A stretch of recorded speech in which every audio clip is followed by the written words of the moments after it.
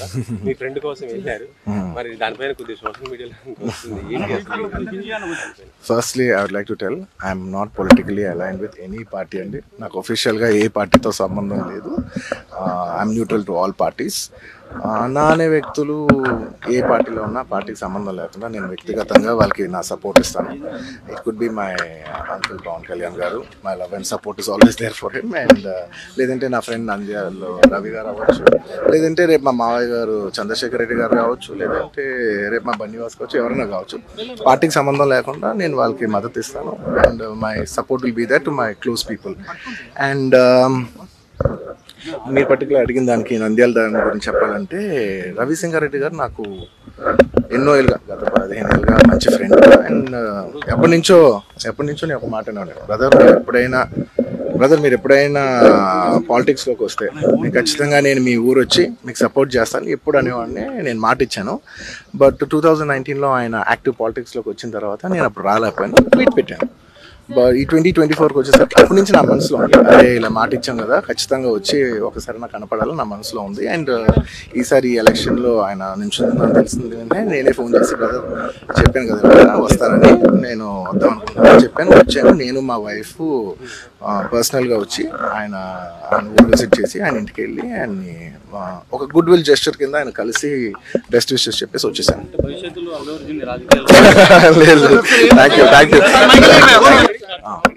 కొణిదెల పవన్ కళ్యాణ్ అమ్మ కడుపున ఆఖరివాడిగా పుట్టిన, అందరికీ మంచి చేయాలి, మేలు జరగాలి అనే విషయంలో ముందువాడుగా ఉంటాడు.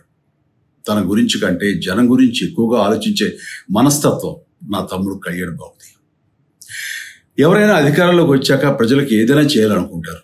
కానీ కళ్యాణ్ తన సొంత సంపాదనని కౌలు రైతులు కన్నీళ్లు తుడిచేందుకు ఖర్చు పెట్టడం, సరిహద్దు దగ్గర ప్రాణాలొడ్డి పోరాడే జవాన్ కోసం పెద్ద మొత్తం అందివ్వటం, అలాగే మత్స్యకారులు ఇంకా ఎందరికో తాను చేసిన సహాయం చూస్తుంటే ఇలాంటి నాయకుడు కదా జనానికి కావాల్సింది అనిపిస్తుంది. ఒక రకంగా చెప్పాలంటే సినిమాలోకి తను బలవంతంగా వచ్చాడు, రాజకీయాల్లో మాత్రం ఇష్టంతోనే వచ్చాడు. ఏ తల్లికైనా తన కొడుకు కష్టపడుతుంటే గుండె తరుక్కుపోతుంది.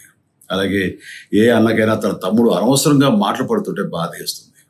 అలా బాధపడుతున్న నా తల్లికి ఈ అన్నయ్యగా ఒక మాట చెప్పాను, నీ కొడుకు ఎంతో మంది తల్లుల కోసం వాళ్ళ బిడ్డల భవిష్యత్తు కోసం చేసే యుద్ధం అమ్మా ఇది. మన బాధ కంటే అది ఎంతో గొప్పది అన్నాను. అన్యాయాన్ని ఎదిరించకుండా మౌనంగా ఉండే మంచివాళ్ళ వల్లనే ప్రజాస్వామ్యం మరింత నష్టం అని నమ్మి జనం కోసం జన సైనికుడు అయ్యాడు. తాను బలంగా నమ్మిన సిద్ధాంతం కోసం తన జీవితం రాజకీయాల్లోకి అంకితం చేసిన శక్తిశాలి పవన్ కళ్యాణ్.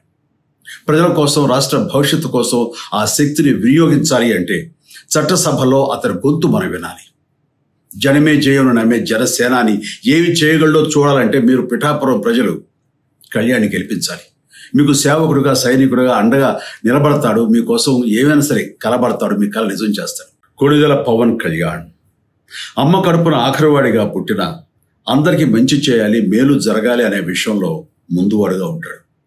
తన గురించి కంటే జనం గురించి ఎక్కువగా ఆలోచించే మనస్తత్వం నా తమ్ముడు కళ్యాణ్ బాబుది. ఎవరైనా అధికారంలోకి వచ్చాక ప్రజలకు ఏదైనా చేయాలనుకుంటారు. కానీ కళ్యాణ్ తన సొంత సంపాదనని కౌలు రైతులు కన్నీళ్లు తుడిచేందుకు ఖర్చు పెట్టడం, సరిహద్దు దగ్గర ప్రాణాలొడ్డి పోరాడే జవాన్ కోసం పెద్ద మొత్తం అందివ్వటం, అలాగే మత్స్యకారులు ఇంకా ఎందరికో తాను చేసిన సహాయం చూస్తుంటే ఇలాంటి నాయకుడు కదా జనానికి కావాల్సింది అనిపిస్తుంది. ఒక రకంగా చెప్పాలంటే సినిమాలోకి తను బలవంతంగా వచ్చాడు, రాజకీయాల్లో మాత్రం ఇష్టంతోనే వచ్చాడు. ఏ తల్లికైనా తన కొడుకు కష్టపడుతుంటే గుండె తరుక్కుపోతుంది. అలాగే ఏ అన్నకైనా తన తమ్ముడు అనవసరంగా మాటలు పడుతుంటే బాధ వేస్తుంది. అలా బాధపడుతున్న నా తల్లికి ఈ అన్నయ్యగా ఒక మాట చెప్పాను, నీ కొడుకు ఎంతో మంది తల్లుల కోసం, వాళ్ళ బిడ్డల భవిష్యత్తు కోసం చేసే యుద్ధం అమ్మా ఇది. మన బాధ కంటే అది ఎంతో గొప్పది అన్నాను. అన్యాయాన్ని ఎదిరించకుండా మౌనంగా ఉండే మంచివాళ్ళ వల్లనే ప్రజాస్వామ్యం మరింత నష్టం అని నమ్మి జనం కోసం జన సైనికుడు అయ్యాడు. తాను బలంగా నమ్మిన సిద్ధాంతం కోసం తన జీవితం రాజకీయాల్లోకి అంకితం చేసిన శక్తిశాలి పవన్ కళ్యాణ్. ప్రజల కోసం, రాష్ట్ర భవిష్యత్తు కోసం ఆ శక్తిని వినియోగించాలి అంటే చట్టసభలో అతని గొంతు మనం వినాలి.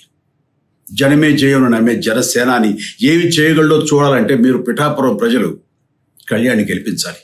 మీకు సేవకుడుగా, సైనికుడుగా అండగా నిలబడతాడు. మీకోసం ఏమైనా సరే కలబడతాడు, మీ కళ నిజం చేస్తాడు.